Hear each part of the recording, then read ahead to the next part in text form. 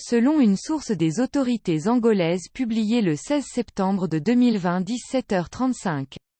Les gouvernements de la République d'Angola et de la République démocratique du Congo ont paraphé ce mercredi 16 septembre 2020, à Luanda, des accords de coopération entre les deux ministères de l'Intérieur en matière de sécurité et d'ordre intérieur et sur la libre circulation des personnes et des biens le long de la frontière commune.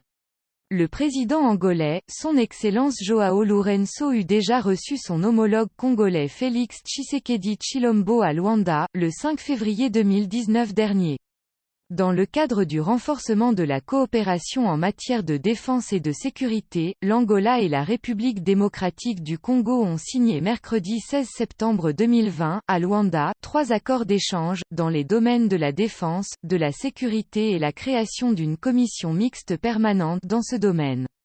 L'Angola et la République démocratique du Congo ont paraphé ce mercredi 16 septembre 2020, à Luanda, des accords de coopération entre les deux ministères de l'Intérieur en matière de sécurité et d'ordre intérieur et sur la libre circulation des personnes et des biens le long de la frontière commune.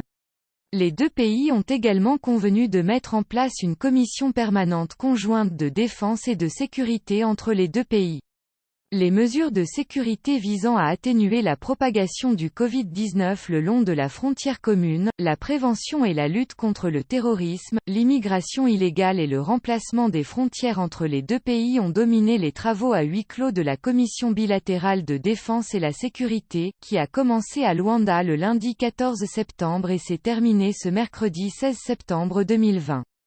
L'Angola et la République démocratique du Congo partagent 2511 km de frontières communes, théâtre d'actions fréquentes d'immigration illégale, de trafic d'êtres humains, de médicaments, de drogues et de diamants, de contrebande de carburant, mais aussi de mouvements de groupes indépendants de l'enclave de Cabinda, tels que Front de Liberation de l'enclave de Cabinda, Forces armées Est de Cabinda, qui à son tour dénoncent les incursions illégales et les persécutions au Congo et les meurtres commis par les forces armées angolaises.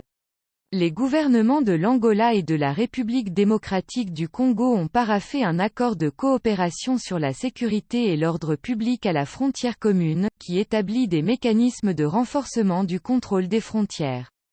Ce document, signé par le ministre angolais de l'Intérieur, Eugenio Laborinho, et le vice-premier ministre et ministre de l'Intérieur congolais, Gilbert Kankonde, vise à lutter contre les violations et l'entrée illégale de citoyens congolais dans le territoire angolais et les Angolais dans le territoire congolais, la contrebande de carburant, de diamants et la chasse furtive. L'accord sur la circulation des personnes et des biens le long de la frontière et un mémorandum d'intention ont également été signés, qui culminera sur la création, l'année prochaine, à Kinshasa, capitale de la République démocratique du Congo, d'une commission permanente mixte de défense et de sécurité. Mécanisme solide à l'ouverture de la réunion bilatérale sur la défense et la sécurité entre l'Angola et la République démocratique du Congo, le ministre d'État et chef de la Maison de la sécurité du président de la République, Pedro Sebastião, a suggéré de renforcer et d'améliorer les règles qui doivent régir la circulation des personnes et des biens, afin de discipliner les échanges commerciaux dans la zone frontalière et d'assurer un contrôle régulier entre les structures administratives des deux pays. Nous pensons qu'il est opportun, dans cet événement, de définir des bases et des mécanismes plus solides et cohérents pour la circulation le long de la frontière, c'est pourquoi nous applaudissons la signature d'accords de coopération entre les ministères de l'Intérieur de la République d'Angola et de la République démocratique du Congo en matière de sécurité et d'ordre public, de circulation des personnes et des biens le long de la frontière, ainsi que l'analyse de certaines situations qui méritent l'attention des organes de police des deux pays, a-t-il souligné. L'amélioration de la sécurité le long de la frontière commune, a-t-il déclaré, sera bénéfique pour les deux États et offrira de meilleures conditions de vie et de bien-être aux deux peuples.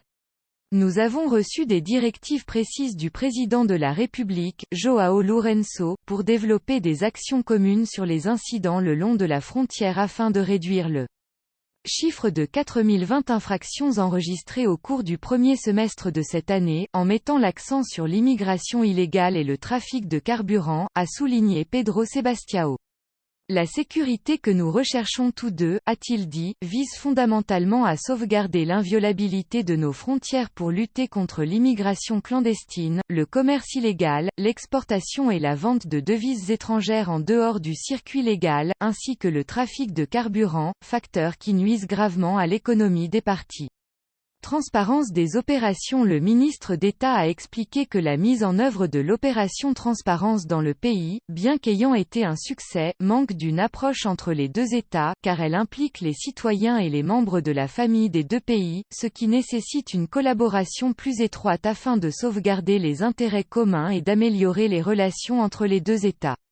Pedro Sebastião a déclaré qu'il pensait que les incidents le long de la frontière ne s'étaient pas produits en raison de l'absence formelle d'accords bilatéraux dans le domaine de l'ordre et de la sécurité publique, car dans ce domaine, a-t-il ajouté, la coopération a toujours été assurée sur la base d'une entente mutuelle entre les deux gouvernements.